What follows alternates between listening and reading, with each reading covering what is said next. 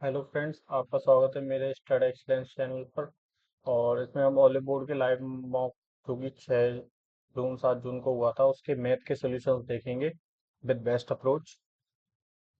ठीक है, तो क्वेश्चन नंबर 1 यहाँ से स्टार्ट करते हैं हम। पहला क्वेश्चन है, इसमें दिया हुआ है कि संख्याओं के बीच का अनुपात 5:8 है। इनमें से प्रत्येक में से एवरी नंबर में से 4 घटा दिया जाता है तो उनके बीच का अनुपात 7:12 हो जाता है। तो यहाँ पे है, दिया हुआ है कि 5:8 है और ये है 7:12। तो इसमें ये है कि भाई से फॉर एग्जांपल उससे पहले एक बात समझेंगे कि 4 और 12 जो नंबर है उसमें अगर 4 और 4 घटाया जाए तो ये है कि ये 0 होगा, यहाँ पे 8 होगा। तो यहाँ पे भी इनके बीच का जो डिफरेंस है 8 है, यहाँ पे भी 8 है। तो बट इसी कॉन्सेप्ट का यूज करेंगे। यहाँ पे है जो है अंतर है 3 और यहाँ पे है 5। तो इस अंतर को सेम बनाने के लिए ऊपर 5 से और नीचे 3 से जो है मल्टीप्लाई करेंगे। 25 और ये 40 हो जाएगा। ठीक है, 21 = 36। तो इनके बीच का अंतर जो है क्या आ रहा है, 4 आ रहा है। तो 4 की वैल्यू यहाँ पे दी है, 4 ही घटा रहे हैं अपन। तो यहाँ पे जो 4 की वैल्यू 4 है तो एज इट इज ये जो, और मूल संख्याओं का अनुपात पूछ रहा है तो मूल संख्याएं 30 और 40 ही हो जाएंगी। तो ऑप्शन नंबर 3 अपना करेक्ट हो जाएगा। अब यहाँ पे बोल रहा है कि एक शॉपकीपर है 250 boxes and he sold 75 boxes at P% profit and remaining boxes are P-6% profit. Then the net profit earned is 60%। यानी कि 250 डिब्बे हैं आपके पास, उसमें से 75 बॉक्सेस और 175 बॉक्सेस। इसमें 75 बॉक्सेस को जो है अपन को P% और इसको है जो है P-6% में बेच रहा है। तो ओवरऑल प्रॉफिट जो हो रहा है वो हो रहा है 6%। यहाँ पे अपन रेशियो मेथड, डेविएशन मेथड का यूज करेंगे इसको निकालने के लिए, नेट प्रॉफिट निकालने के लिए। इसमें ये है कि अपन इनको 75 175 ना लेके इनका अनुपात ले लेंगे, यानी कि 3 और 7 ले लेंगे। तो इसमें जो है डेविएशन निकालते हैं अपन एवरेज मेथड। इसे एक एवरेज तरीके से भी बोल सकते हैं कि एवरेज ले रहे हैं अपन। तो 3 इंटू 2, चूंकि ये परसेंटेज में ही है तो परसेंटेज से परसेंटेज कट जाएगा यहाँ पे। ठीक है, कि 7 P-6% डिवाइडेड बाई 10, 7 + 3 का इज इक्वल टू 16 पर। तो यहाँ पे परसेंट से परसेंट जो है कट जाएगा यहाँ पे। तो अपन इसको ले लेंगे 10P-42 इज इक्वल टू 160। ठीक है, तो अपना पी जो आएगा ये आएगा 20.2। ठीक है, 40 को ट्रांसफर करेंगे अपन, दूसरी साइड लेके जाएंगे प्लस 202 और डिवाइडेड बाई 10 करेंगे तो 20.2 आ जाएगा। तो यहाँ पे अपन कैलकुलेशन का बेस्ट यूज करेंगे ताकि अपन जल्दी जल्दी क्वेश्चन को सॉल्व कर सकें। ठीक है, तो अब तीसरा क्वेश्चन है, इसमें बोल रहा है कि 72A जो है किसी काम को कर रहा है 72 डेज में और V जो है उसी काम को कर रहा है 84 डेज में। ए तो इसमें यह है कि टोटल वर्क अगर अपन को निकालना है तो अपन इनका एलसीएम लेंगे। एलसीएम लेंगे तो एलसीएम होगा 72 इंटू 7 हो जाएगा। ठीक है, 12 7 84 बच्चों 72 6 72 ओके। ठीक है, 72 यानी कि 14 और 504 जो है टोटल वर्क हो जाएगा यहाँ पे। ठीक है, तो इसकी जो एफिशिएंसी अगर अपन निकालेंगे तो इसका जो एफिशिएंसी आएगी 72 से अगर अपन डिवाइड करेंगे तो इसकी जो है एफिशिएंसी आ जाएगी 7। ठीक है, और यहाँ पे जो एफिशिएंसी आएगी, बी की जो एफिशिएंसी आएगी 6 आएगी। ठीक है, तो इसमें जो एफिशिएंसी आ रही है तो अपन को उसके बाद ये बोल रहा है कि ए और बी एक साथ पहले 24 दिन काम करते हैं, यानी कि 7 6 13, 13 × 24, 13 × 24 हो जाएगा अपना 312। ठीक है, 312 इसमें से अपन डिवाइड करेंगे, वो सॉरी सब्ट्रैक्ट करेंगे इसको, तो बचा हुआ शेष काम आ जाएगा 192। तो अब ये बोल रहा है कि जो ये बचा हुआ काम है, ठीक है, रिमेनिंग वर्क है जो, इसको बी कितने टाइम में करेगा। तो अपन सिंपली 192 डिवाइडेड बाई 12 कर देंगे तो आ जाएगा इसका, ओ सॉरी 6, 192 डिवाइडेड बाई 6, तो इसका आ जाएगा अपना 32 डेज। ठीक है, तो ऑप्शन नंबर बी अपना राइट हो जाएगा। यहाँ पे ये बोल रहा है कि ये जो है थीफ एंड पुलिस का जो है क्वेश्चन है, इसमें बोल रहा है कि जो है चोर जो है एक पुलिस से जो है, यहाँ पे मान लीजिए ये पुलिस है और ये चोर है, इनके बीच जो गैप है वो 108 मीटर का है। 108 मीटर पीछे है पुलिस, 1 मिनट में 16 मीटर भागता है, यानी कि पुलिस की जो स्पीड है वो है 16 मीटर पर मिनट। ठीक है। और जो है चोर की जो स्पीड है वो 13 मीटर पर मिनट है। ठीक है। तो ये सिंपली अपन जानते हैं कि इसमें अगर अपन को टाइम निकालना होता है टोटल डिस्टेंस, चूंकि ये अगर एक ही दिशा में भाग रहे होते हैं तो अपन क्या है, रिलेटिव स्पीड निकालते हैं। रिलेटिव स्पीड कैसे निकालेंगे कि 16 - 13, तो 108 डिवाइडेड बाई 36 मिनट आ जाएगा। इसका एक दूसरा मेथड भी है, उसमें यह है कि जैसे कि सिंपली ये समझिए जी कि अगर पुलिस जो है, पुलिस चोर जो है क्या भाग रहा है कि 13 मीटर पर मिनट से भाग रहा है, और चोर जो है 16 मीटर पर मिनट से भाग रहा है। तो इसमें जो है 1 मिनट में जो पुलिस है वो 3 मीटर एक्स्ट्रा करेगा 1 मिनट में, यानी कि चोर 13 भागेगा और पुलिस जो है 16 भागेगी। तो 1 मिनट में 3 एक्स्ट्रा भाग रहा है। अपन को भागना कितना है, 108 भागना है।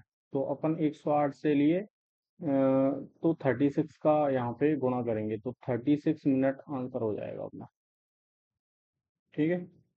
तो अब ये नेक्स्ट क्वेश्चन है, सिंपल है ये भी, कि 20x डिवाइडेड बाई 100, यानी बी एक्स का 20% बाई के बराबर है। तो सिंपली x का मान 5 और y का 1 हो जाएगा। ठीक है। कैसे, x और y इज इक्वल टू 100/20, तो 20 × 5 = 100, 5 अनुपात 1 हो जाएगा। अब इसको सिंपली x और y की जगह पर रख देंगे अपन, तो 3 × 5 15 + 2 और 15 - 2, तो ये हो जाएगा 17 divided by 13। Next question is, एक पात्र में कुछ मात्रा में कुछ दूध है। ठीक है। दूध को 20% पानी से बदला जाता है और पात्र में दूध की मात्रा 40 लीटर हो जाती है, यानी कि पहले जो है एक्स माना, एक्स लीटर दूध है अपने पास। ठीक है। शुरुआत में अपने पास एक्स लीटर मिल्क है। तो इसमें से ये है कि कुछ इसमें से कुछ निकाल रहे हैं, तो 20 उसको जो है उतने को ही पानी से बदल दिया जाता है, यानी कि जैसे कि 100 है, 100 लीटर दूध है अपने पास शुरू में। ठीक है। उसमें से 20 लीटर अपन दूध निकालेंगे और फिर उसमें 20 लीटर वाटर ऐड कर देंगे, यानी कि रिमेनिंग जो क्वांटिटी है वो सेम रहेगी। ठीक है। यानी कि 100 का 100 रहेगा, लेकिन इसमें दूध और पानी का जो अनुपात है वो चेंज हो जाएगा। तो सिंपली उसके लिए अपन क्या करते हैं, 20% का मतलब होता है 1/5, यानी कि टोटल जो है ये टोटल है, और इसके इतने पार्ट को अपन रिप्लेस कर रहे हैं, इस पार्ट को रिप्लेस कर रहे हैं। तो बचा हुआ पार्ट क्या होगा, 4/5। ठीक है। तो सिंपली अपन क्या करेंगे, x × 4/5 इज इक्वल टू, तो इसमें रिमेनिंग मिल्क की जो है क्वांटिटी, यानी कि एक तो अपन ने निकाल लिया, तो उसकी जगह अपन ने पानी डाला, तो बचा कितना, 4 बचेगा उसमें, यानी कि एक तरीके से अगर इसको अपन काटें तो 4 अनुपात 1 हो गया, यानी कि 4 दूध है, 1 मिल्क है। तो ऐसे ही अपन टोटल में से × 4/5 करके रिमेनिंग जो मिल्क है वो आ जाएगा। ठीक है। तो 4 से ये कट गया, तो एब्सोल्यूट क्वांटिटी पूछ रहा था, ये एब्सोल्यूट क्वांटिटी 50 है। ठीक है। तो ऑप्शन नंबर सी आ जाएगा अपना आंसर। तो ये आ गया अपना, ये सिंपल है। ठीक है।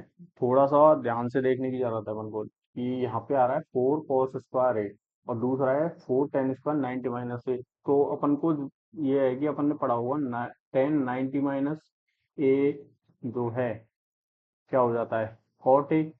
तो और अपन ने फॉर्मूला पढ़ा हुआ cos² A -cot² A is equal to 1 हो जाएगा। तो सिंपली अपन इसमें से जो 4 है उसको कॉमन ले लेंगे, तो और जो बचेगा क्या, ये बचेगा। सिंपली 4 से मल्टीप्लाई कर रहे हैं तो × 4, तो आंसर क्या आ जाएगा 4। ठीक है। तो अब नेक्स्ट क्वेश्चन में ये बोल रहा है कि 21 सेंटीमीटर त्रिज्या वाले एक वृत्त में 100 डिग्री के केंद्रीय कोण का आंतरिक त्रिज्यखंड का क्षेत्रफल, यानी कि सिंपली क्वेश्चन कहने का क्या मतलब है कि ये एक सर्किल है। सर्किल का जो है कोण आपको पता होगा 360 डिग्री, सेंटर से 360 डिग्री होता है। तो इसमें से त्रिज्या खंड अपन काटेंगे 100 डिग्री का, यानी कि ये जो थीटा है केंद्र पर बना कोण जो है वो है 100। तो इस जो ये वाला जो पार्ट है इसका क्षेत्रफल पूछ रहा है सिंपली अपन से। तो इसमें टोटल जो होता है वो क्या होता है, इसमें भी देखो मतलब हाँ देखिए, πr² डिवाइडेड बाई 360 है। ठीक है। ये हो गया कि जो है πr² इसका क्षेत्रफल हो गया, ये किसके बराबर है, पूरे 360 के बराबर है। तो अपन को कितने का निकालना है, 360 की जगह अपन को निकालना है 100 का। तो अपन सिंपली इसको 22/7 into 21 into 21 divided by 360 into 100। ठीक है। 3 7 4 और ये 11 और 5 35 इंटू 11। ठीक है। 385 हो जाएगा आपका आंसर। ठीक है। Next question. तो अब ये बोल रहा है कि एक रेखा है, उसका जो स्लोप है, ढाल है, जो है वो क्या होता है, एम होता है। ठीक है। यानी कि जैसे ये एक समीकरण होता है रेखा का, मतलब अपन जो है कि बिंदु से गुजरने वाली रेखा का जो समीकरण वो है y - y1 is equal to m x minus x और। ठीक है। तो यहाँ पे जो एम है ये स्लोप है। ठीक है। तो ये जो दो और यानी कि सिंपली ये जो रेखा है, एक का बिंदु है 2 15, 2 5 सॉरी, और एक का है 6 17। तो इनका जो ढाल है वो एम जो है वो इसी रे इस इसका जो है ढाल है वो इस रेखा के बराबर है कि जो 4 - 1 से गुजरती है। इन दोनों का जो है ढाल है वो समान है। तो इसका समीकरण पूछ रहा है, तो अपन सिंपली जो एम निकालने के लिए इसका एम कैसे निकालेंगे, इसका एम निकालेंगे y2 - y1 अपॉन में x2 - x1। ठीक है। तो x2 - x1 तो अपन कैसे करेंगे, 17 - 5 डिवाइडेड बाई 6 - 2, 12/4, यानी कि ढाल आ जाएगा 3। तो यहाँ पे सिंपली अपन करेंगे, अब यहाँ पे बाई, अब यहाँ पे जो समीकरण है, अब अपने पास क्या आ गया, एम का मान तो आ गया। अब अपने y1 और x1 का मान जो है ये रखेंगे अपन। y1 का हो जाएगा -1 और x1 का हो जाएगा 4। तो y माइनस माइनस का 1 है तो +1 is equal to m, m हो जाएगा अपना 3, x - 4। तो y is equal to 3x minus का 13, ये अपना समीकरण हो जाएगा। ठीक है। तो ऑप्शन सी जो है करेक्ट हो जाएगा अपना। ठीक है। अब अपना नेक्स्ट क्वेश्चन। तो इसमें है ए solid hemisphere has fixed on top of cylinder, यानी कि ये बोल रहा है कि एक जो अर्धगोला है वो एक सिलेंडर यानी कि बेलन के ऊपर है। ठीक है। तो ये एक बेलन है जैसे, इसके जो टॉप पे है और ये ठोस है। ठीक है। खोखला नहीं है, ठोस है पूरा। तो इसमें ये इस तरीके से बना हुआ है, ये बेलन है, इसके ऊपर ये अर्धगोला रखा हुआ है। इसमें जो आर रेडियस जो है वो है आर, और इसकी जो टोटल लेंथ है वो है 5r। तो भाई ये आर ही होगा यहाँ से यहाँ तक का।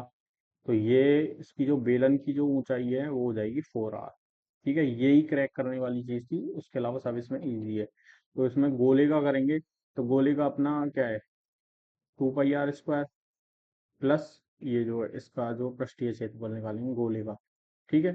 उसके बाद बेलन का पृष्ठीय क्षेत्रफल 2πr h, और ये जो इस पे जो सरफेस है, इसका जो नीचे का ये जो है इसका एरिया और निकालेंगे, यानी ये तो ढक दिया इसमें, ये तो अर्धगोले का आ गया ऊपर से, ठीक है। इसका सतह इधर की और नीचे की टोटल सरफेस पूछ रहा है ना, तो इस पे टोटल सरफेस में क्या है, ये भाई बेलन का पृष्ठीय क्षेत्रफल, गोले का पृष्ठीय क्षेत्रफल, और ये जो है इसके नीचे का बेलन का जो नीचे का एरिया जो है, ये पाई आर स्क्वायर, इसका क्षेत्रफल। तो सिंपली 3 पाई r² प्लस 2 पाई r h।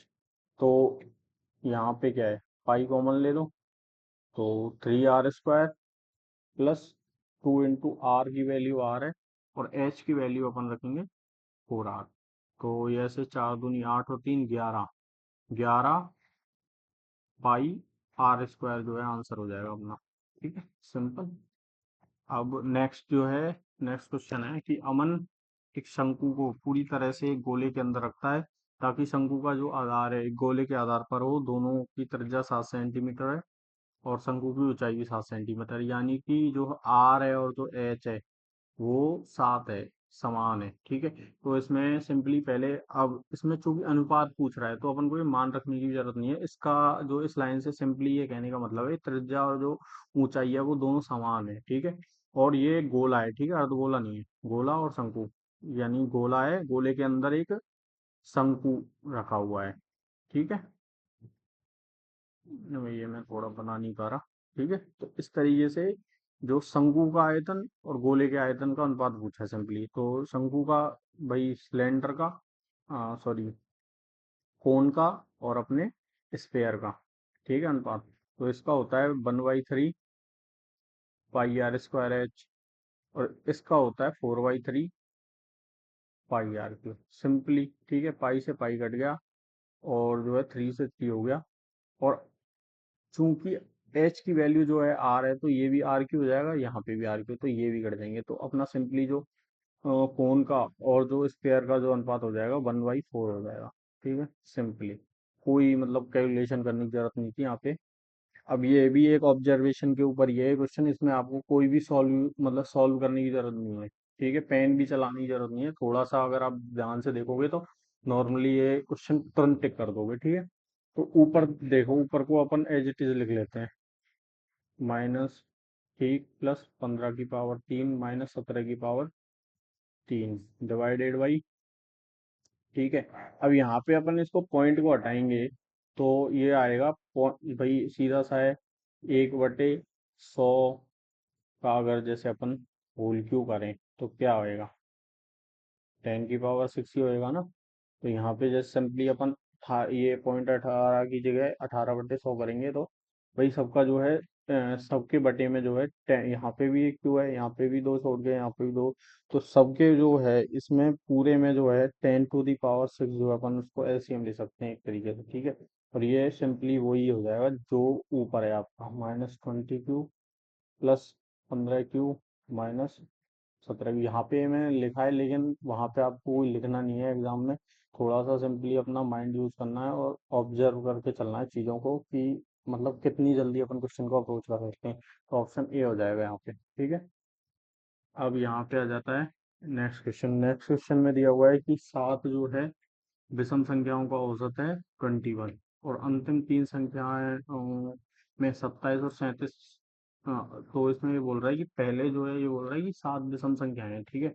आपको सिंपली एक ऑब्जर्वेशन पता होगी कि जैसे कि अपन कोई भी विषम अंक लिखते हैं, जैसे कि 3, 5, 7, तो इसमें 3 अंक हैं, तो इसमें जो हमेशा, क्योंकि इसमें डिफरेंस सेम है, तो इनके बीच का जो नंबर होगा ना वो हमेशा एवरेज होता है, लाइक 5, ठीक है। अब इसकी जगह जिस मान चलो ये 4 होते, 3, 5, 7, 9, तो इसमें बीच में तो कोई संख्या 5 और 7 दोनों आ रही, तो इनके बीच का क्या होगा, 6, तो 6 इसका एवरेज होता है। इसी तरीके से चूंकि 7 संख्याएं हैं, ठीक है, सिंपली,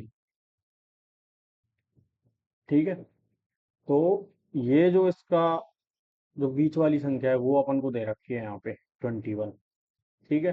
तो अपन बची हुई 3 संख्या बता सकते हैं भाई, +2 +2 +2 करेंगे तो हो आ जाएंगी, तो अपनी 3 संख्या आएंगी 23, 25 एंड 27, और 37 और 28 ये अलग से होता है। तो इन सब का जो टोटल बनेगा वो बनेगा 1, 5, 7, 12, 40, 140 बनेगा इसमें ना, 140 divided by 5 is equal to 28। तो 28 जो है इसका राइट आंसर हो जाएगा डी ऑप्शन। ठीक है, नेक्स्ट क्वेश्चन पे चलते हैं। तो इसमें बोल रहा है चक्रवृद्धि ब्याज पर धनराशि 7 वर्षों में स्वयं की 5 गुना हो जाती है। ठीक है, ये है टाइम और ये है अमाउंट। ठीक है, तो इसमें ये बोल रहा है कि तो टाइम नेक्स्ट जो ये बोल रहा है कि इसमें ये है कि अगर राशि ये स्वयं की 25 गुना हो जाती है तो टाइम कितना होगा। ठीक है, तो इसमें सिंपली ये होता है कि जैसे चक्रवृद्धि ब्याज में अगर इस तरीके से जितने गुना होगी उतने गुना टाइम बढ़ जाएगा लगभग। जिसका इसका जो स्क्वायर होगा यानी कि इसके 5 25 क्या है, 5 का स्क्वायर है। ठीक है, तो इसमें इसका जो है ये जो स्क्वायर है ये जो घात है यानी कि जैसे मान के चलो 25 की जगह होता ये 7 वर्षों में 5 का टाइम हो जाता, ये बोलता है 125। ठीक है, तो इसमें 5 की पावर 3 होती। तो यहाँ पे जो है 5 की पावर 2 है। तो इसमें क्या करेंगे 7 × 2 इज इक्वल टू 14, यानी कि 14 साल में जो है 25 गुना हो जाएगी राशि। ठीक है, और इसमें जो है जैसे कि ये मैंने एग्जांपल आपको समझाने के लिए है कि 7 वर्षों में 5 गुना हो रही है तो 125 गुना कितने में हो जाएगी। तो 125 क्या है, 5 की पावर 3 है। ठीक है, यही। और तो ये 3 जो है यहाँ पे 7 × 3 हो जाएगा। ठीक है, यानी कि 21 वर्ष हो जाएगी। ठीक है, ये इसी की टर्म में दी होगी यानी कि ये कुछ ऐसे है देखो कि 1 वर्ष में 2 गुना हो रही है राशि। ठीक है, 2 वर्षों में कितनी होगी। ठीक है, तो यहाँ पे क्या है कि 1 वर्ष में 2 गुना हो गई, तो जो दूसरा वर्ष होगा ना वो इसमें इसका भी 2 गुना होगा, है कि नहीं। ऐसे ही अगर जैसे इसको 3 करेंगे तीसरा वर्ष यानी कि थर्ड ईयर में, तो इसका भी 2 गुना होगा, यानी कि ये हो गया 2 गुना हो रही है, 2 का 2 4 गुना हो गया। अब ये 4 गुना का भी 2 गुना होगा, 8 गुना। ठीक है, समझ गए। इस तरीके से साइकिल चलती है यानी कि 7 ईयर्स में ये 5 हो रही है और अब ये 25, यानी कि मतलब 5 से 25 क्या है, 5 × 5 यानी 5 गुना का भी 5 गुना। तो 5 गुना राशि यानी कि पहले एक थी ये राशि, 1 से 7 वर्षों में 5 हुई, 7 वर्षों में 5 हुई। तो ऐसे ही ये 7 से जब 5 हो गई है तो अगले 7 वर्षों में ये और उसका 5 गुना हो जाएगी, यानी कि 14 वर्षों में हो जाएगी 25 गुना। ठीक है, तो ये इसका राइट आंसर हो जाएगा बी। यहाँ पे लेते हैं साइन थीटा। तो सिंपली अपन इसको ट्राइंगल में ले लेते हैं, थोड़ा सा ट्रिपलेट्स पता चल जाएगा। ठीक है, थीटा के सामने वाली भुजा लंब होती है, आपको पता ही होगा। 41 ये कर्ण और 9, ट्रिपल एट आपको याद होनी चाहिए। तो इसका जो है ट्रिपलेट होता है 49 एंड 41। ठीक है, तो सिंपली इसको अपन सॉल्व करेंगे। ठीक है, अब ये भी एक ऑब्जर्वेशन का ही मतलब एक छोटा सा ऑब्जर्वेशन है, इसमें आपको सिंपली हो जाएगा। ठीक है, यहाँ पे 8 cos थीटा है, यहाँ cot theta into sine theta है, cot theta into sine theta होता है कॉस थीटा। ठीक है, तो यहाँ पे हो जाएगा 9 cos थीटा और अपॉन में दे रखा है cos² थीटा। ठीक है, कॉस से कॉस कट गया, 9 अपॉन में cos थीटा की वैल्यू क्या हो जाएगी, साइन थीटा अगर 40/41 है तो कॉस थीटा हो जाएगा अपना 9/41। तो 9 और 41 ऊपर चला जाएगा, 9 = 41 इज आंसर। ठीक है, नेक्स्ट क्वेश्चन है आशा और जिया ने 12 और 13 के अनुपात में प्रारंभिक निवेश करके एक साझेदारी की तथा 6 महीने बाद आशा ने फिर से प्रारंभिक निवेश का 16 सही 2/3 निवेश किया। ठीक है, 16 सही 2/3 क्या होता है आपको पता होगा, फ्रैक्शन में 1/6 होता है। ठीक है, तो वर्ष के अंत में आशा और जिया के लाभ के हिस्सेदारी का अनुपात कितना होगा। तो आपको पता होगा जो प्रॉफिट है, इस तरीके प्रॉफिट इज इक्वल टू होता है जो आपका जो अमाउंट दिया हुआ है या फिर अपन के गए कि जो इन्वेस्टमेंट है, इन्वेस्टमेंट इनटू टाइम। ये अपना जो है प्रॉफिट होता है। ठीक है, तो आशा होगी और ये होगी जिया। ठीक है, तो आशा कर रही है 12 और ये कर रही है 13 निवेश। अब क्या हो रहा है कि 6 महीने बाद, यानी कि 12 × 6 तक तो सेम रहा, 72। ठीक है, ये आशा क्या करती है, जो इसके पास जो 12 राशि थी उसका जो है 1/6 गुना और निवेश कर देती है, यानी कि दो दो और निवेश करती है। यानी कि अब जो है 6 महीने बाद जो इन्वेस्टमेंट है इसका 14 है, तो अगले 6 महीने तक 14 रहता है। ठीक है, अब यहाँ पे आ जाता है 13 और इसका सेम रहता है 13 × 12। अब यहाँ पे सिंपली थोड़ा सा क्या है कि आपको ये 14 × 6 और 12 × 6 करने की भी जरूरत नहीं है। इसमें सिंपली ये है कि देखिए 12 + 14 × 6 = 13 × 12। ठीक है, 13 × 12, 6 से ये कट गया और 26, और ये अपना ये भी 26, यानी कि जो आपका जो प्रॉफिट होगा एक यानी कि बराबर होगा इनका प्रॉफिट जो होगा, इसको बराबर बराबर बटेगा, 1:1, लाभ की हिस्सेदारी। ठीक है, तो अगला क्वेश्चन आ रहा है कि एक फल विक्रेता 30 प्रति दर्जन की दर से 12 दर्जन केले खरीदता है। ठीक है, इस लाइन का मतलब पहले अपन समझेंगे। इसमें ये बोल रहा है कि जो एक दर्जन है, एक दर्जन यानी कि 12 केले, ठीक है, कितने में खरीद रहा है, 30 रुपए में। तो ऐसे ही 12 दर्जन यानी 12 × 12 कितने में खरीदेगा, 360। ये इसका इन्वेस्टमेंट हो गया यहाँ पे। ठीक है, यानी कि और टोटल केले कितने हो गए, 144 हो गए। ये पर्टिकुलर केले हैं, यहाँ पे दर्जन में दिए हैं 12 और दर्जन में होते हैं 12। 12 × 12 144, 144 के। अब ये बोल रहा है कि इसमें से बिक्री के समय इनमें से 3 केले खाने योग्य नहीं पाए जाते, यानी 30 केले खराब है। तो अपन इसमें से 30 माइनस कर देंगे, तो अपने 104 केले बचे जो उसने बेचे, यानी कि 30 केले खराब हो गए तो उसने फेंक दिया, पर जो भी है। ठीक है, अब ये बोल रहा है कि उसको 10% का प्रॉफिट करना। इन्वेस्टमेंट कितना है अपना टोटल, 360। 360 पे इसका जो 10% है वो हो जाएगा 36, और 360 में 36 जोड़ेंगे तो अपना हो जाएगा 396, यानी 396 उसको टोटल 396 में बेचना पड़ेगा। और ये 396 है टोटल प्राइस, पर अपन को चाहिए क्या, चाहिए अपन को कि बचे हुए केलों को किस दर से बेचना चाहिए। और ये ठीक है, तो अब अपन को किस दर से, ये दर का मतलब है अपन को पर रेट, पर केले की रेट निकालनी पड़ेगी। तो 396 अपॉन में 104, ये एक केले की कीमत आ जाएगी अपने पास। एक केले को अपन इतने रुपए में बेचेंगे। लेकिन जो ऑप्शन दिए हुए हैं अपने पास, दिए हुए हैं दर्जन में, दर्जन का मतलब है 12। तो और अपन ने निकाली है कितनी, एक की रेट निकल रही है 8।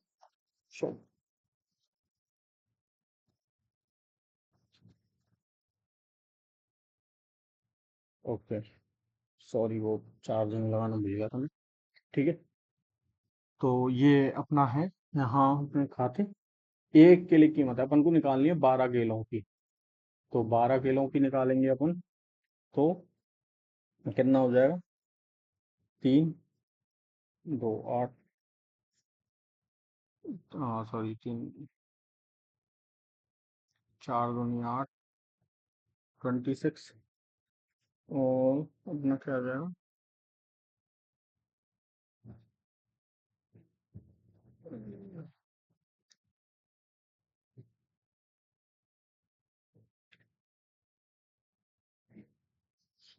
कुछ गड़बड़ हो गई है यार मेरे से, आई थिंक इसमें।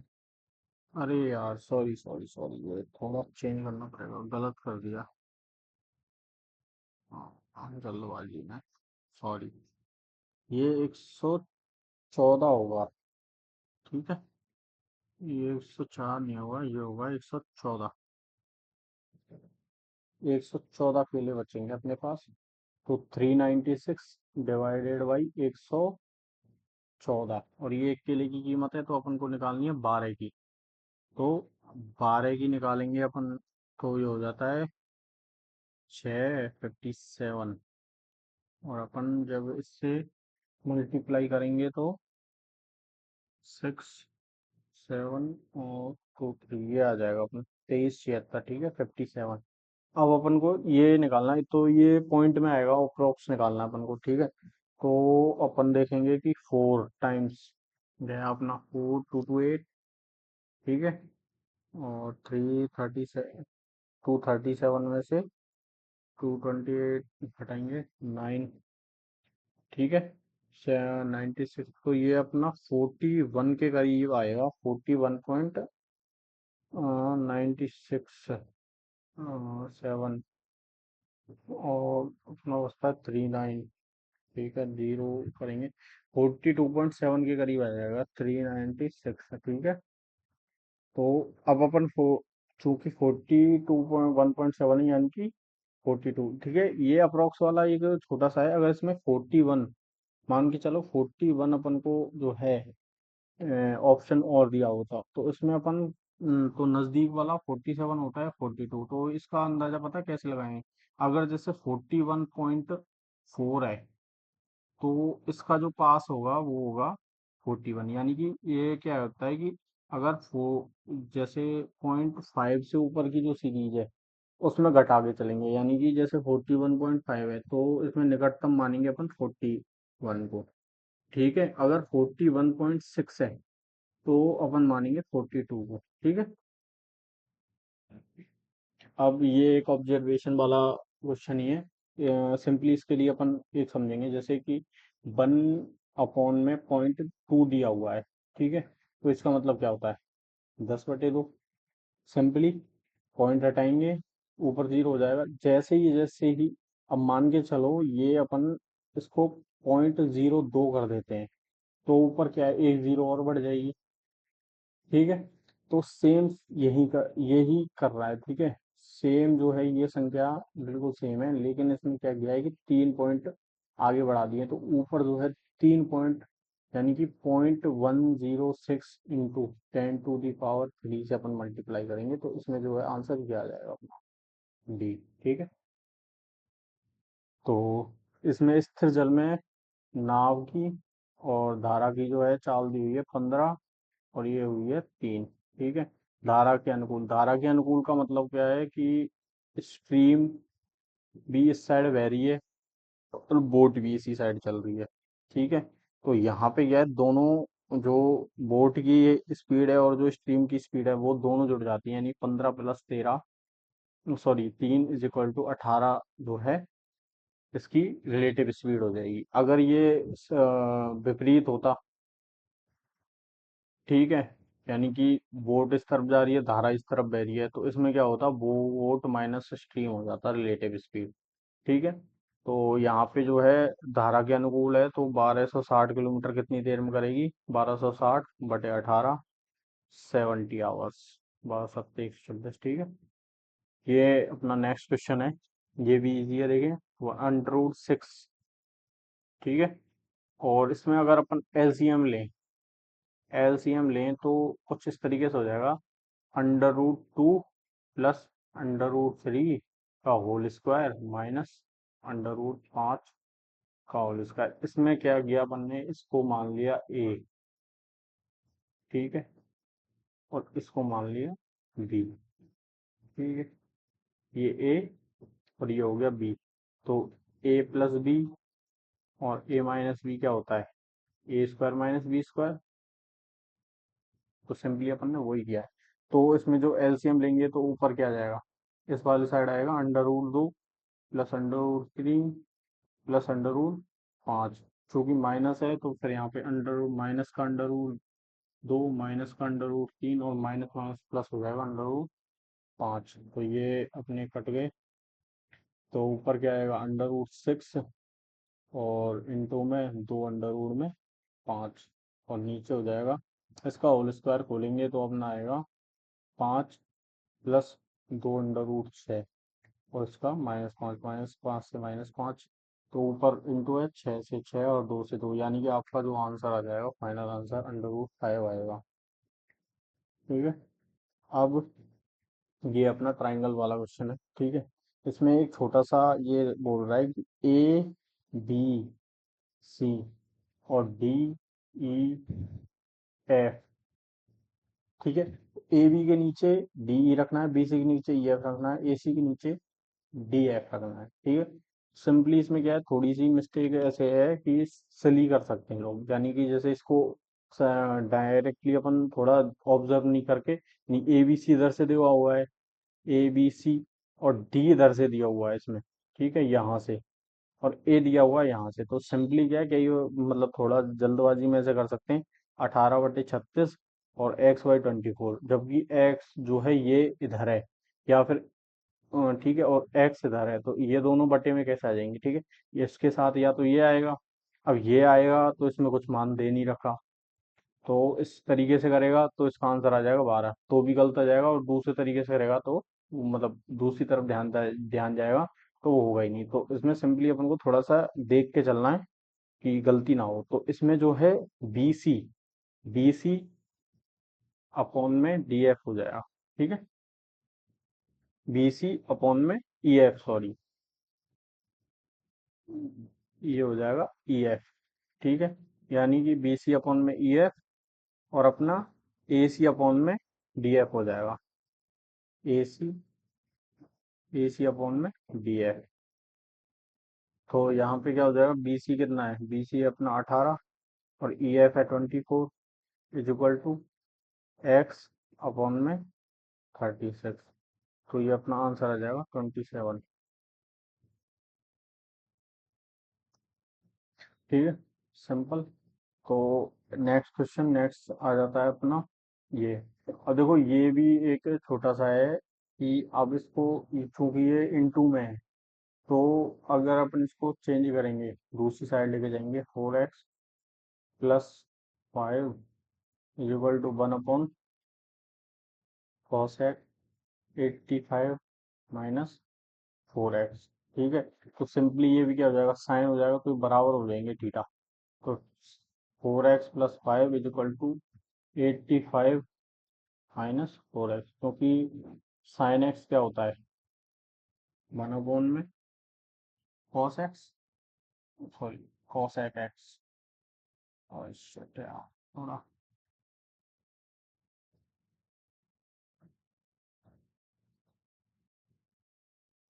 Sign x is equal to अपना होता है 1/cos एक्स, ठीक है, तो सिंपली अपन क्या आ जाएगा, 8x इज इक्वल टू 80, और x की वैल्यू हो जाएगी 10, ये अपना आंसर हो जाएगा, ठीक है। ये थ्योरेटिकल क्वेश्चन है, ये बोल रहा है कि निम्नलिखित में से कौन सा कथन सही है, which of the following statement is not correct, सही नहीं है, सॉरी, तो ये नोट का बड़ा ध्यान रखना है ना, बड़ा ही खतरनाक शब्द है, एक सेकंड में गलत हो जाता है ऐसे क्वेश्चन, ठीक है, तो इसमें बोल रहा है कि सही नहीं है, ठीक, समकोण एबीसी कोई राइट एंगल ट्रायंगल है, ठीक है, राइट एंगल ट्रायंगल में ये बोल रहा है कि माध्यक जो है कर्ण का अर्ध होता है, ये बात सही है भाई, ये मीडियन है वैसे, तो मीडियन क्या होते हैं, इसको कर्ण को समद्विभाजित करती है, यानी कर्ण के आधे के बराबर होती है, आपको पता होगा,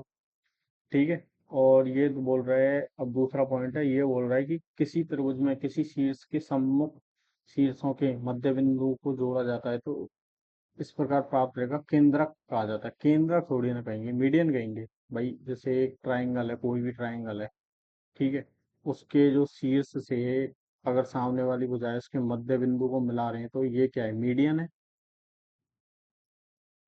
भाई, केंद्रक तो इसके बीच का वो जो पार्ट होता है, वो जिस बिंदु से होकर गुजरेगी वो है सेंटर, तो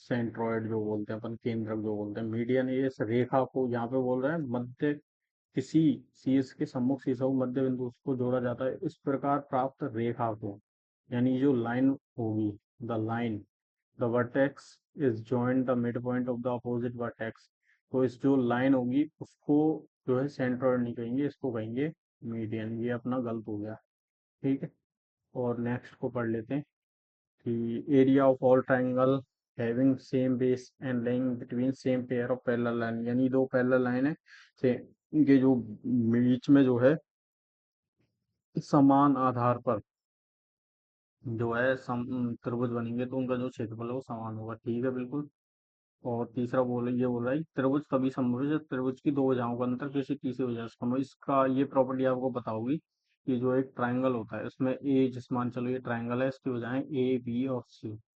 तो इसमें क्या होता है कि त्रिभुज की दो भुजाओं के मध्य का योग, ठीक है, तीसरी भुजा से तो अधिक होता है। ठीक है। और जो तीसरी भुजा है जो उनके अंतर से अधिक होता है। यानी कि मान के चलो ये जो तीसरी भुजा है ए, ये बी करना पड़ेगा, सॉरी यार गलती हो जाती है थोड़ी। ठीक है। यानी कि त्रिभुज की दो भुजाओं के योग से तो कम होता है। तीसरी भुजा का जो मान है वो दो भुजाओं के योग से कम होता है। और जो दो भुजाओं का जो अंतर है उससे तीसरी भुजा का मान अधिक होता है, तो वो ट्रायंगल होता है। और ये हर ट्रायंगल में जो है फॉलो अप रहेगा। ठीक है। ये अपना लास्ट क्वेश्चन है। इसमें ये बोल रहा है कि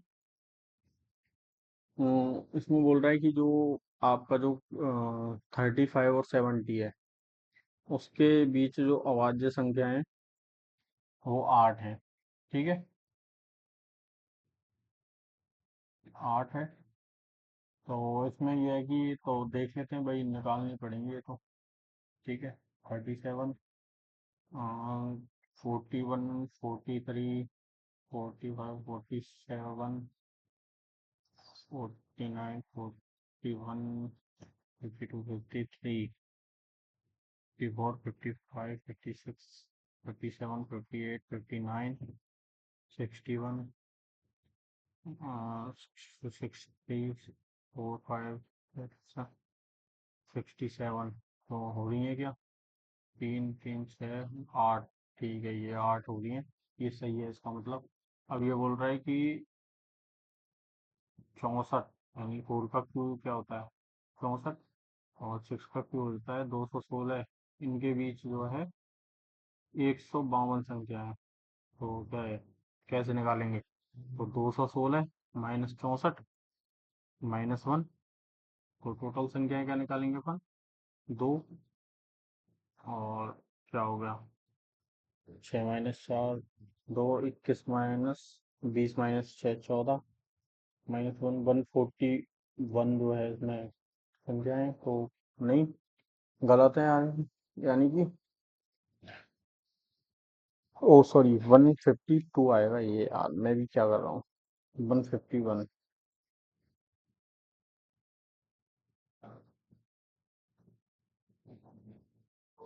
ठीक है। तो 216 में से 64 करेंगे तो क्या आएगा? 512। अबे यार 512 क्यों आएगा? 152 आएगा, सॉरी। इसमें से -1 करेंगे, यानी कि इनके बीच जो संख्या है 151 है। भाई एग्जाम्पल के लिए अपन समझ लेते हैं, मान के चलो 2, 3, 4 और 5 है। ठीक है। ये अरे यार, सीधा लिखते हैं।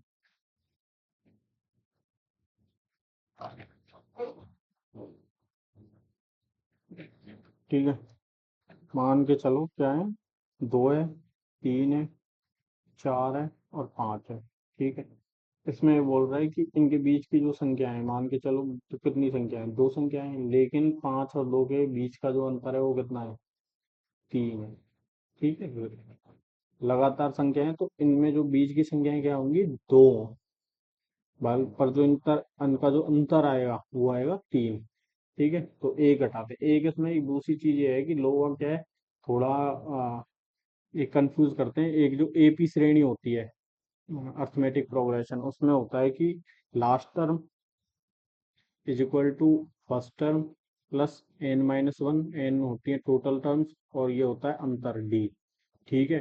तो इसमें ये होता है कि an last term minus first term divided by जो डिफरेंस है और +1 होता है। ठीक है। तो यहाँ +1 करते हैं। ये तब होता है कि जब अपन को जो है, मतलब इसमें क्या है कि अगर मान के चलो ये बोलता मैं कि जो है इसमें बोल रहा है कि ये 4 की पावर 3 और 6 की पावर 3 के बीच की संख्याएं पूछ रहा है। अगर इसमें इंक्लूड होती, यानी कि 64 और जो 216 है इसके बीच की संख्याएं बतानी है। अगर इसमें ये बोलता कि ये टोटल संख्याएं कितनी है, यानी कि 216 और 64 भी इसमें इंक्लूड होता, तो अपन इस तरीके का फॉर्मूला यूज करते, तो इसमें क्या हो जाता, इसमें हो जाता 152, और चूंकि आंसर जो अंतर है वो एक ही है, तो +1, यानी टोटल संख्या जब होती है 153, यानी कि 216 और 64 जब इंक्लूड होती है तो टोटल संख्या हो जाती है 153। और जो इनके बीच की अगर संख्याएं निकालनी है, कितनी संख्याएं हैं इनके बीच में, तो अपन इस तरीके से कि इन दोनों के अंतर, इन दोनों को जो है घटाएंगे, उसमें से -1 करेंगे, तो इनके बीच की संख्याएं अपन को निकल जाएंगी। तो इसमें स्टेटमेंट ए जो है करेक्ट हो जाएगा, बी जो है गलत हो जाएगा। ठीक है, तो ये अपनी क्लास थी। अगर आपको क्लास अच्छी लगी हो, please like and subscribe the channel, और शेयर करें अपने दोस्तों के साथ। अगर आपको कोई दिक्कत हो तो आप कमेंट बॉक्स में कमेंट में लिख सकते हैं, हम आपको टाइम रहते हुए सारी चीज़ का रिप्लाई देंगे। और अगर आपकी कोई और डिमांड है तो वो आप बता सकते हैं, ताकि जो है हम आगे और भी ऐसे सेशन लेके आए आपके लिए। Thank you. ठीक है।